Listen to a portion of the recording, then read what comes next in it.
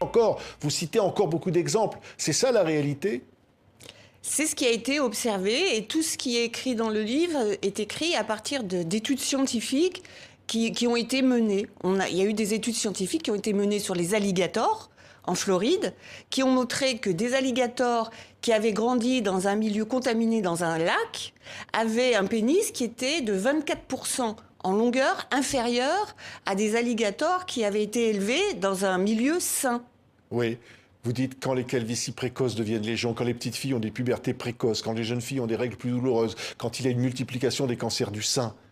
Tout ça vient d'une cause commune? Les perturbateurs chimiques, qu'on appelle perturbateurs endocriniens, quand ils s'attaquent aux hormones à l'intérieur des organismes. Par exemple, on va prendre un exemple tout simple, la pilule. C'est un médicament, mais c'est un perturbateur hormonal, par définition, puisque justement, il va jouer sur les hormones.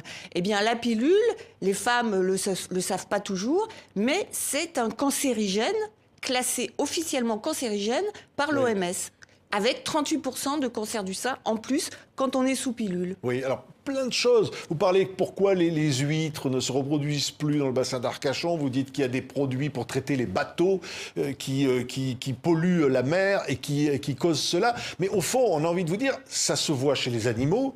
Et aujourd'hui, vous dites, ça se voit chez les êtres humains. Oui, donc ça s'est vu chez les animaux. Ça a commencé par les escargots de mer. Après, ça a été les poissons. On a vu que les poissons mâles commençaient à porter des œufs. Ça s'est vu chez les grenouilles. On a vu que les grenouilles devenaient hermaphrodites, avec à la fois un testicule et un ovaire, ce qui est totalement aberrant. On a vu ça chez les alligators. Les femelles alligators ont commencé à avoir des ovaires qui ressemblent un peu aux ovaires polykystiques qu'on retrouve aujourd'hui chez les femmes.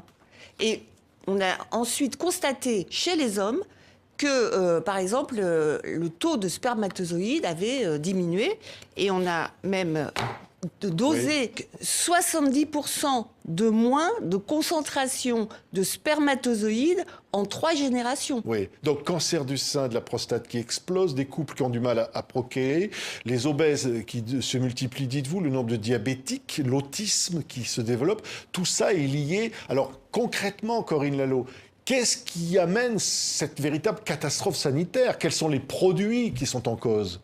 Alors les produits, moi je les ai regroupés en 6 familles, hein, mais principalement les pesticides, les médicaments ainsi que les additifs alimentaires. Donc les médicaments, beaucoup de médicaments sont féminisants pour les hommes.